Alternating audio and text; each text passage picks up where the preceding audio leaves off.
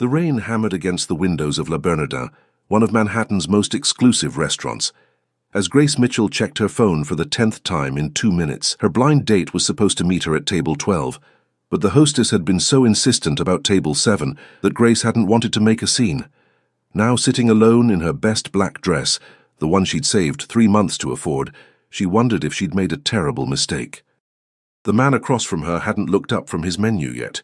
He'd arrived precisely at 8, sliding into the chair with the kind of confidence that came from never having to question whether you belonged somewhere. His charcoal suit probably cost more than her monthly rent, and the watch on his wrist definitely did.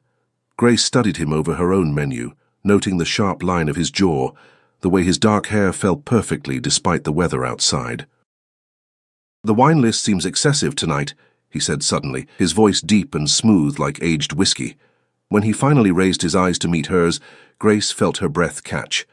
They were the color of storm clouds, gray with hints of blue, and they held an intensity that made her forget she was sitting at the wrong table entirely. "I wouldn't know," Grace admitted, setting down her menu with hands that trembled slightly. "I usually just ask for the house red," a smile tugged at the corner of his mouth. "Honest, I like that. Most people pretend to know about wine when they don't." He closed his menu decisively. "I'm Marcus, by the way. Marcus Sterling." The name hit her like a physical force. Marcus Sterling, the Marcus Sterling, whose face graced the cover of Forbes just last month. The youngest billionaire in New York's real estate market. The man who'd turned his family's struggling property management company into an empire worth billions. And she was sitting at his table by mistake. "I should go," Grace said quickly, already reaching for her purse. "There's been a misunderstanding. I'm supposed to be at table 12. My friend Jennifer set me up on a blind date, and I—" "Don't." The single word wasn't harsh, but it carried enough authority to stop her mid-motion. Marcus leaned forward, those storm-grey eyes never leaving her face. "Stay. But your actual date can find another table." He signaled the waiter with a casual gesture that spoke of years of being instantly obeyed. "Unless you're particularly eager to meet this blind date of yours." Grace thought about the profile Jennifer had shown her. Brian something or other, an accountant who collected stamps and lived with his mother. She'd agreed to the date mostly to get Jennifer to stop trying to set her up with every single man in Manhattan. "Not particularly," she admitted, settling back into her chair. Marcus's smile widened, transforming his face from merely handsome to devastating. "Good. Then have dinner with me instead. Tell me your name, since fate apparently decided we should meet." "Grace. Grace Mitchell." She watched him carefully, waiting for the moment he'd realize she didn't belong in his world. "I teach 3rd grade at PS 158 in Brooklyn. A teacher." He nodded approvingly. "That explains the patience. You've been sitting here for 15 minutes without once checking your phone or looking annoyed. That's rare these days." Had he been watching her? The thought should have been creepy, but instead, it sent a warm flutter through her stomach. "You were late," she pointed out. "I was exactly on time. You were early." He paused as the waiter approached. "We'll have the tasting menu and bring us a bottle of the 2015 Chassagne Montrachet." Grace's eyes widened. She'd glimpsed the price of the tasting menu. It was more than she made in a week. "I can't—" "You're my guest," Marcus interrupted smoothly. "And before you argue, consider that you're doing me a favor. You're saving me from what would have undoubtedly been another tedious evening with someone who only sees my bank account." "How do you know I'm not like that?" "Because you tried to leave the moment you realized who I was." The waiter poured their wine, and Grace took a sip, trying not to react to how impossibly good it was. Everything about this felt surreal, like she'd stepped through a looking glass into someone else's life. "So, Grace Mitchell from Brooklyn," Marcus said, settling back in his chair with the kind of casual elegance that made everything look effortless. "Tell me why a teacher is having blind dates on a Thursday night in the most overpriced restaurant in Manhattan." She laughed, surprising herself with how natural it felt. "My friend Jennifer is convinced that I'm going to die alone surrounded by cat hair and unmarked homework. She means well, but her matchmaking skills are questionable at best, and yet here you are." "Here I am," Grace agreed, then felt bold enough to add, "but you haven't explained why Marcus Sterling needs blind dates. I would think you'd have women lined up around the block." His expression darkened slightly, just a shadow passing over his features. "The women who line up for me aren't interested in Marcus. They're interested in Sterling Enterprises, in the penthouse, the private jet.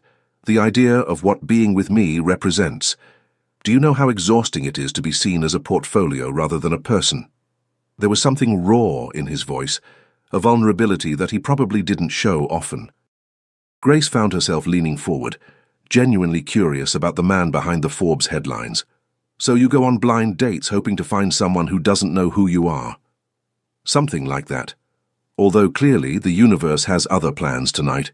He raised his glass to her, to sitting at the wrong table. Grace clinked her glass against his, feeling like she was standing on the edge of a cliff, about to jump into something that would change everything.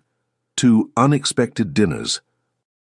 The first course arrived, something delicate and beautiful that Grace couldn't identify but tasted like heaven. Marcus watched her reaction with obvious pleasure. "You have the most expressive face," he said. "I can see every thought as it crosses your mind." "That must be boring for you." "On the contrary, it's refreshing. Do you know how many people I deal with daily who've perfected the art of showing nothing? Your honesty is captivating." Grace felt heat rise to her cheeks. "You barely know me. Then let me." The intensity was back in his eyes. "Unless Brian the accountant is waiting desperately at table 12. She glanced over to table 12, where a man sat alone, checking his watch repeatedly. He looked exactly like his photo, pleasant enough, utterly forgettable. As she watched, he pulled out his phone and started playing what looked like a game. "I think Brian will survive," she said, turning back to Marcus. "Good." Marcus reached across the table, his fingers barely brushing hers where they rested on the white tablecloth. The touch was electric, sending sparks up her arm. "Because I have no intention of letting you leave until I know everything about you. Everything might take more than one dinner. Then we'll have to have more than one dinner." The way he said it, like it was already decided, should have annoyed her. Grace was independent, had been since she was 16 and her parents died in a car accident, leaving her to navigate the world alone. She didn't like men who assumed things, who thought money meant they could orchestrate everyone else's life. But something about Marcus felt different. It wasn't arrogance driving him, it was interest, genuine and intense, like she was a puzzle he desperately wanted to solve.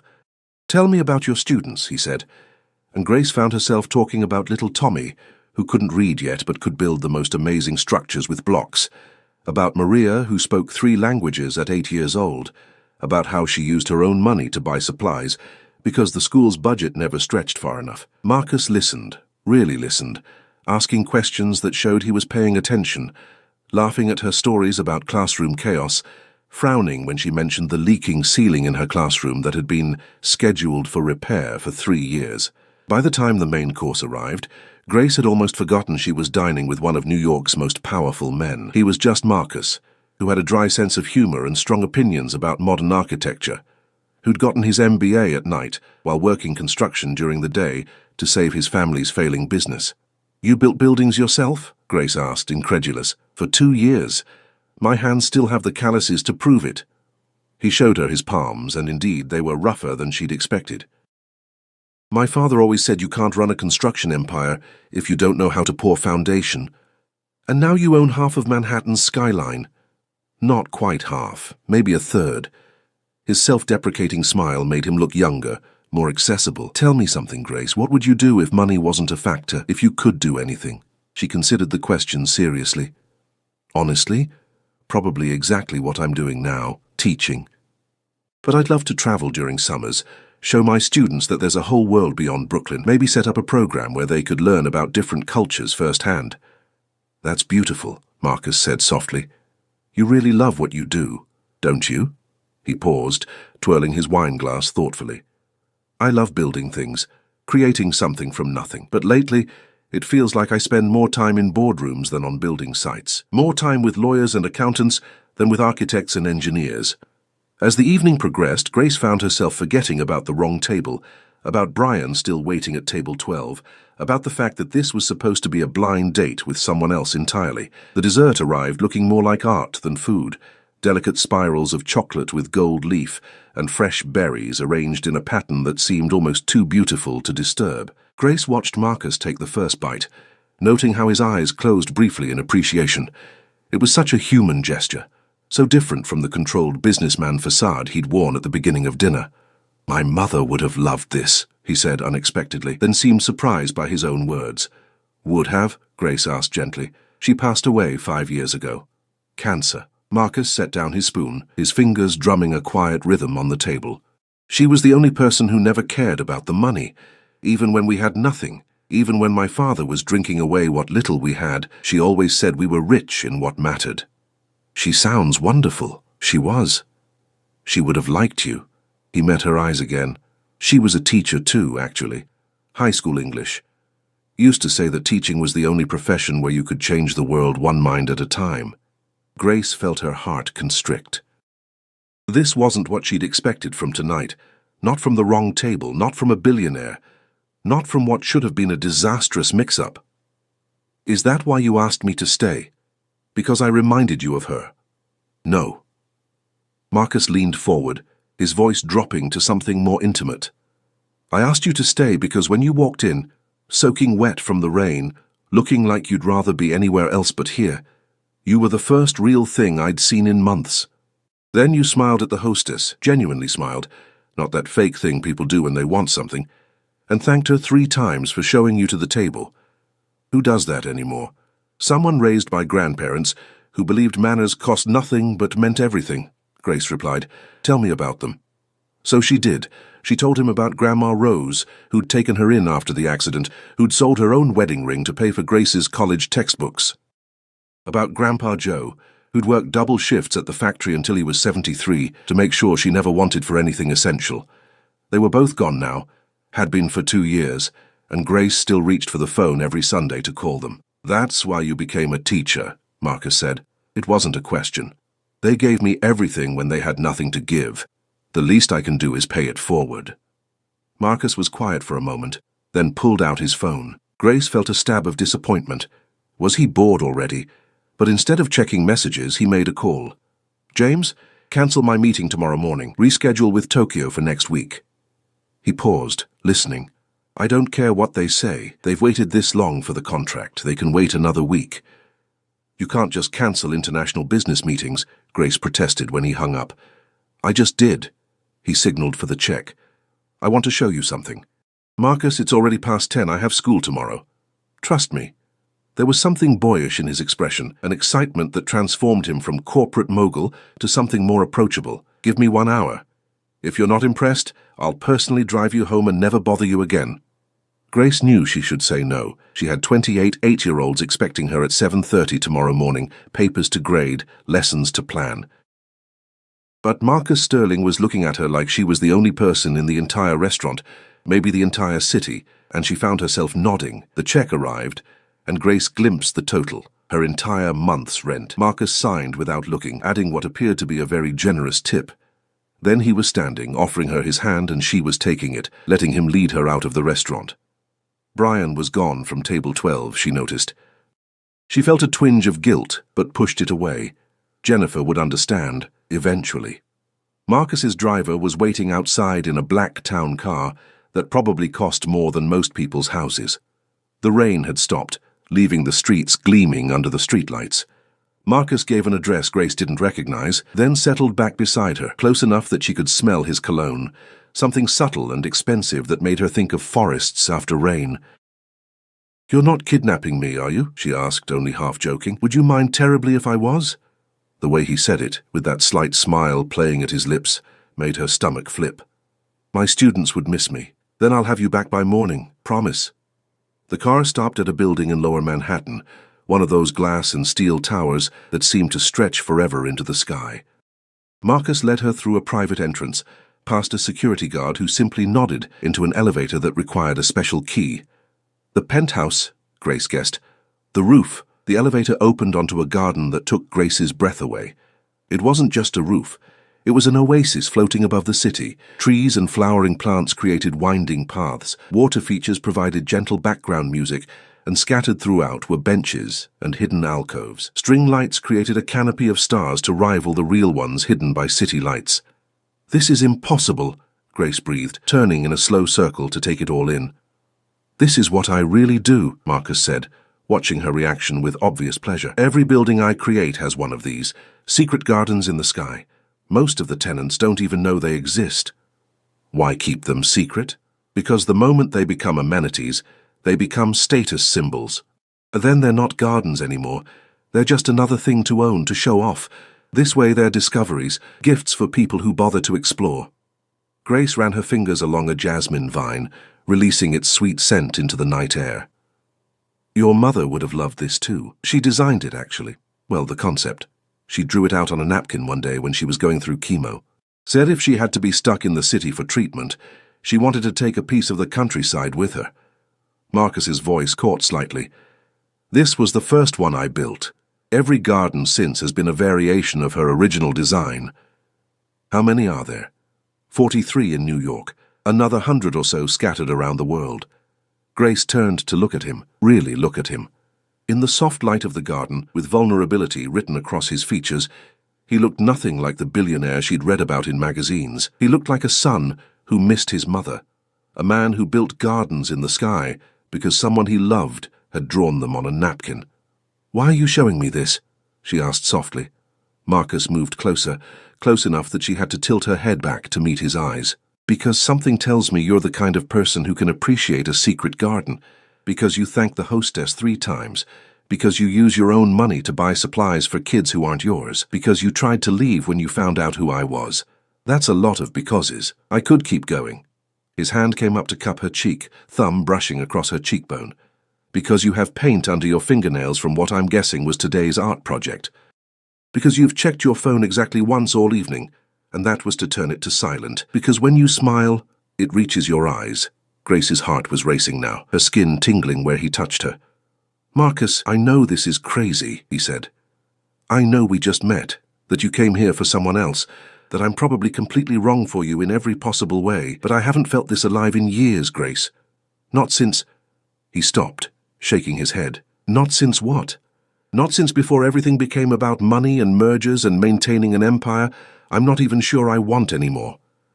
The confession hung between them, raw and honest. Grace could see the weight of it on his shoulders, the exhaustion of being Marcus Sterling, billionaire rather than just Marcus.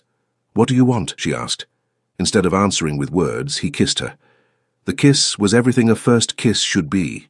Soft, tentative, a question rather than a statement. When Marcus pulled back, Grace's eyes remained closed for a heartbeat longer, savoring the moment before reality crashed back in. "I should go," she whispered, even as her body swayed toward him. "Should and want are very different things," Marcus murmured, his hands still framing her face. Before Grace could respond, his phone rang, sharp and intrusive in the garden's tranquility. Marcus ignored it, but it rang again immediately, then again. "You should answer that," Grace said, stepping back. With obvious reluctance, Marcus pulled out his phone. His expression darkened as he looked at the screen. "It's my father. I have to—" "Take it," Grace said. "I'll be over by the fountain." She walked away to give him privacy, but his voice carried in the quiet night air. "What do you mean he's threatening to pull out?" Marcus's tone had shifted completely. This was the billionaire businessman, not the vulnerable man who'd just kissed her. "No, absolutely not. We're not giving him another cent. I don't care what promises were made." Grace tried not to listen, focusing instead on the garden's beauty, but she could hear the tension escalating in his voice. When she glanced back, Marcus was pacing, one hand running through his hair in frustration. "Fine, I'll be there in 20 minutes. But this is the last time, Dad. I mean it." He ended the call and stood there for a moment, shoulders rigid with tension. When he turned to Grace, his expression was apologetic but determined. "I have to go. There's a situation with—" He paused, seeming to weigh his words. "My father made some promises he couldn't keep. Again, if I don't fix this tonight, we could lose a major development deal. The Tokyo meeting you cancelled? Different disaster. This one's more immediate." He moved toward her, taking her hands. "Come with me, to a business emergency at 11 at night. To see who I really am. The good and the bad." His grey eyes were intense. "Most people only want to see the success, the polished version. But if this, whatever this is between us, has any chance of being real, you should see all of it." Grace knew she should say no. She had to be up in 6 hours. But something in his expression, a vulnerability mixed with determination, made her nod. The ride to the Sterling Enterprises building was tense. Marcus made 3 phone calls, each more heated than the last.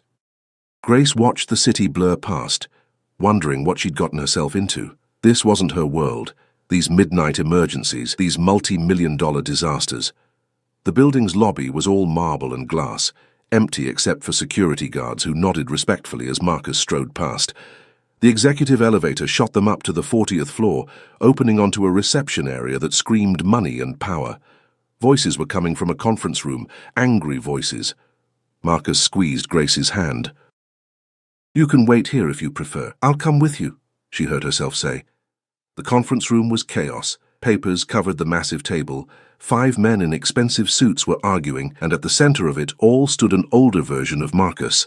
Same sharp features, same grey eyes, but with silver hair and lines carved by years of hard living. "Finally," Marcus's father said, slurring slightly. "The golden boy arrives to save the day." Grace could smell the whiskey from across the room. Marcus's jaw tightened, but his voice remained level. "Gentlemen, if you could give me 5 minutes with my father."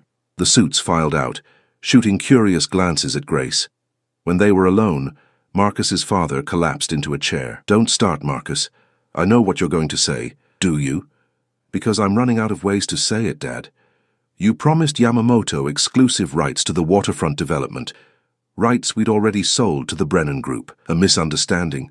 "A lie," Marcus corrected sharply. "You were drunk at the country club trying to impress your golf buddies, and you made promises with my company's reputation." His father's eyes flashed dangerously. "Your company? Boy, I built Sterling Enterprises from nothing, and then you nearly destroyed it." Marcus's voice was quiet but devastating. "You drank away our contracts, gambled away our credit, and if Mom hadn't begged me to come back from college to fix it, we'd have lost everything. Your mother never understood business." "My mother understood that business means nothing if you lose your integrity in the process." The older Sterling noticed Grace then, his bloodshot eyes narrowing. "And who's this? Another gold digger looking for a piece of the Sterling fortune?" "Careful," Marcus warned, his voice dropping to something dangerous. "Actually, I'm a teacher," Grace said, stepping forward. She dealt with enough difficult parents to know that sometimes direct was best. "And I was just leaving." "No," Marcus said quickly, "you're not going anywhere." "A teacher?" His father laughed, ugly and mocking. "That's rich. What's the angle, sweetheart? Pretending you don't care about money? That act might work on my son, but—" "Enough." Marcus moved between Grace and his father. "Grace, would you mind waiting outside? This won't take long." She nodded, grateful to escape the toxic atmosphere.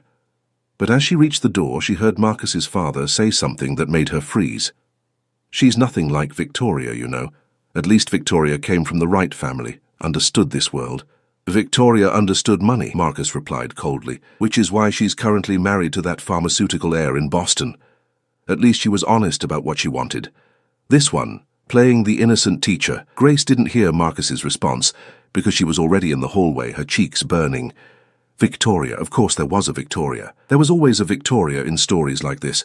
The ex who fit perfectly into his world, who understood midnight business emergencies and hostile fathers. She found the ladies' room and splashed cold water on her face. What was she doing here? This morning, her biggest worry had been whether she had enough construction paper for Friday's art project. Now she was standing in a building worth more than some small countries, watching a man she'd known for 3 hours fight with his alcoholic father over $1-million deals. Her phone buzzed. Jennifer, texting frantically. "Brian says you never showed. What happened?" Before she could respond, another text appeared. "Wait, someone just sent me a photo from La Bernardin. Is that you with Marcus Sterling?" Grace turned off her phone. She couldn't deal with Jennifer right now. When she returned to the conference room area, she could hear Marcus on the phone, his tone professional but firm. Through the glass doors, she could see his father slumped in a chair, looking defeated. "The Brennan contract stands," Marcus was saying, "but we'll offer Yamamoto the Harbor Point development instead. Same square footage, better location actually." "Yes, I'll personally fly to Tokyo tomorrow to smooth things over." So much for cancelling that meeting, Grace thought. Marcus ended the call and saw her through the glass. He came out immediately, leaving his father with one of the returned executives. "I'm sorry," he said immediately. "You shouldn't have had to see that. Is it always like this? Only when he drinks, which is more often than not lately." Marcus looked exhausted suddenly, the weight of carrying his father's failures visible in every line of his body. "I've tried interventions, rehab, everything. He was sober for 2 years after Mom died, but grief finds its own timeline," Grace finished softly. My grandfather was the same way after my grandmother passed. The bottle became his best friend and worst enemy all at once. Marcus studied her face. And yet you don't run screaming from my family dysfunction. Every family has its struggles. They just don't usually involve international business deals. Most families' struggles don't make the Wall Street Journal either. He paused, then added quietly, "The last woman I dated seriously, Victoria. She loved the drama of it. The midnight emergencies, the power plays, the constant chaos. She said it made her feel important, being part of something so big. And when the chaos ended, she created more. Started rumors, played board members against each other, nearly caused a hostile takeover because she was bored." Marcus shook his head. "I thought I loved her. Turns out I just loved the idea of someone who understood this world." Grace could see the pain behind his words, the betrayal that still stung. "So you started going on blind dates, hoping to find someone who didn't know your world at all. Except I found you at the wrong table instead." He moved closer, his hand finding hers. "Grace, I know tonight has been insane. I know you probably think, Mr. Sterling?" A security guard appeared. "Your father is requesting you back in the conference room." Marcus closed his eyes briefly. "Tell him I'll be there in a moment." When they were alone again, he turned to Grace with an expression of resignation mixed with hope. "I have to handle this. It'll probably take another hour, maybe 2. I can have my driver take you home," or he hesitated. "Or you could wait. Let me make this right. Let me show you that it's not always like this." Grace thought about her empty apartment, about the papers she should be grading, about the sensible life she'd built that definitely didn't include billionaires with complicated fathers and midnight business crises. Then she thought about that kiss in the garden, about the way Marcus had looked when he talked about his mother, about the secret gardens he built in the sky. "I'll wait," Grace said, and the relief that flooded Marcus's face made her decision worth it. He kissed her forehead gently. "There's a private lounge through those doors. Make yourself comfortable. This shouldn't take too long." The lounge was exactly what she'd expected. Leather furniture, a fully stocked bar, floor-to-ceiling windows overlooking the glittering city. What she hadn't expected was the woman already there, seated elegantly on the sofa with a glass of champagne. She was everything Grace wasn't. Tall, blonde, wearing a red dress that probably cost more than Grace's car. She looked up when Grace entered, and her perfectly painted lips curved into a smile that didn't reach her eyes. "You must be the teacher," she said, her voice like honey laced with poison. "I'm Victoria."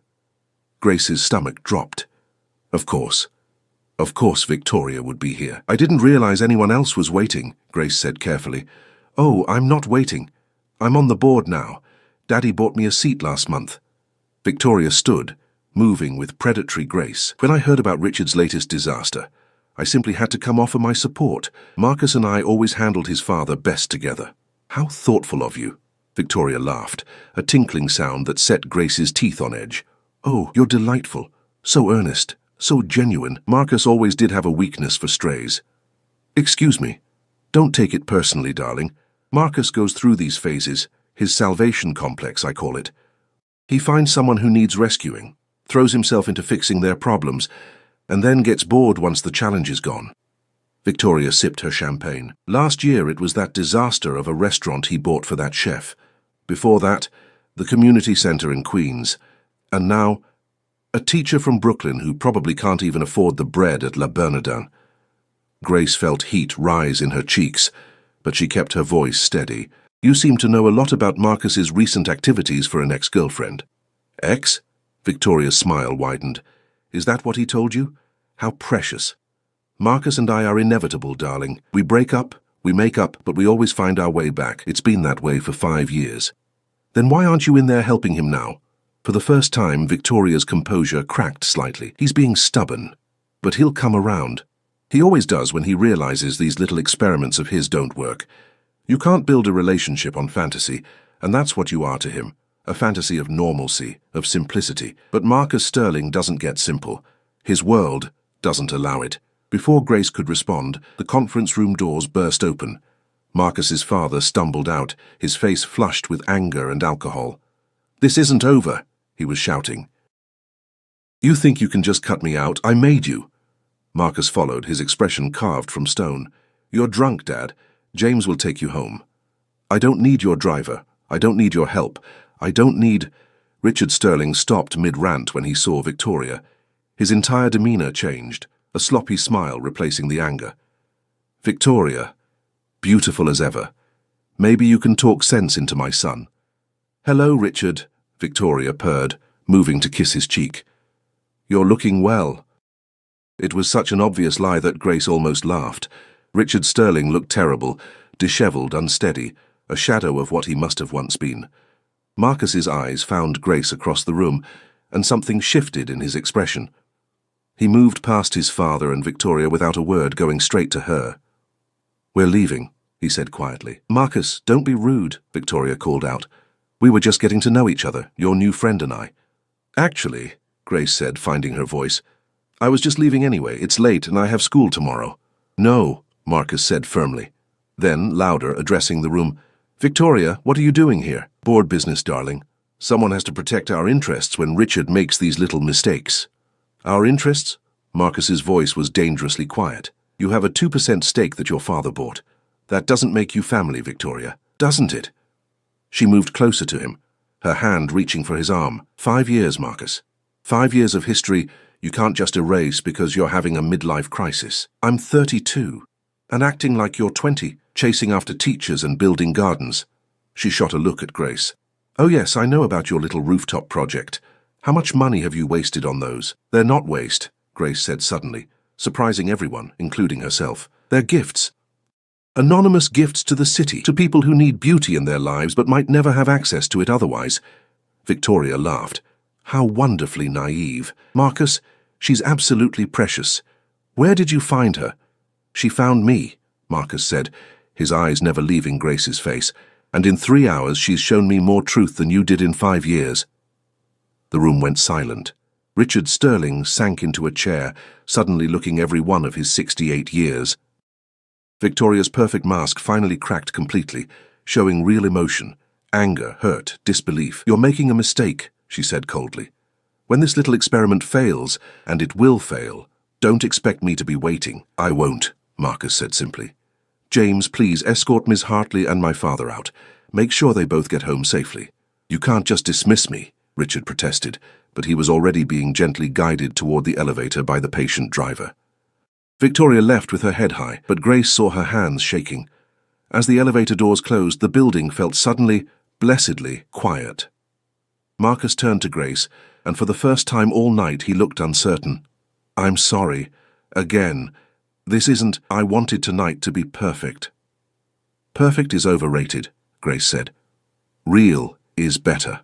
He moved toward her slowly, as if afraid she might run. "You're still here." "I'm still here," she confirmed, "though I'm not sure why." "I am." He took her hands, and Grace was surprised to find his were trembling slightly. "You're here because you're brave enough to see past the mess, because you understand that broken doesn't mean worthless. Is that what you think you are? Broken?" "Aren't I? My father's an alcoholic who sabotages our business every time he touches it. My ex-girlfriend has literally bought her way into my company to stay close. I haven't had a real relationship in 2 years because everyone wants Marcus Sterling the billionaire, not Marcus the man who just wants to build gardens and maybe occasionally have dinner with someone who thanks waitresses." Grace squeezed his hands. "You're not broken. You're human. There's a difference." "How are you real?" he asked wonderingly. "How did you walk into that restaurant tonight, sit at the wrong table, and somehow become the rightest thing in my life?" "Marcus, I know it's too fast.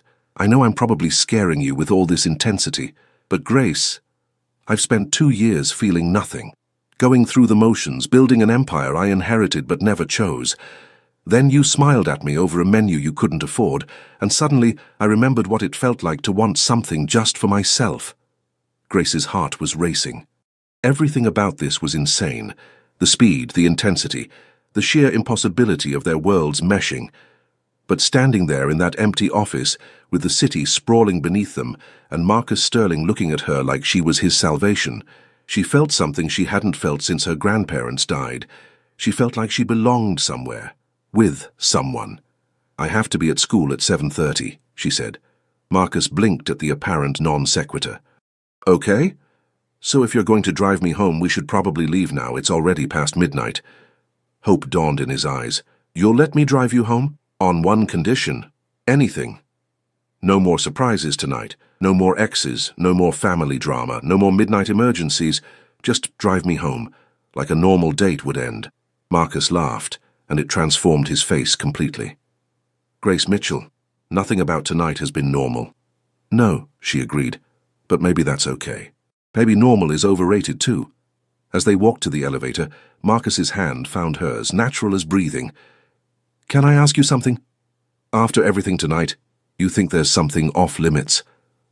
Would you really have been happy with Brian from table 12? Grace thought about it seriously. Probably not. Jennifer means well, but she doesn't really see me. She sees a single teacher approaching 30 who should want a stable, boring accountant because that's what makes sense on paper. And what do you want? The elevator doors opened to the parking garage where Marcus's personal car, a surprisingly modest Tesla, was waiting. I want Sunday mornings that aren't rushed. I want someone who understands why I spend my own money on school supplies. I want laughter that comes from somewhere real, not just politeness. She paused as he opened her door for her. I want someone who builds secret gardens just because his mother drew them on a napkin. Marcus went very still. Then he was kissing her again, deeper this time, with a desperation that spoke of loneliness finally ending. When they broke apart, both were breathing hard.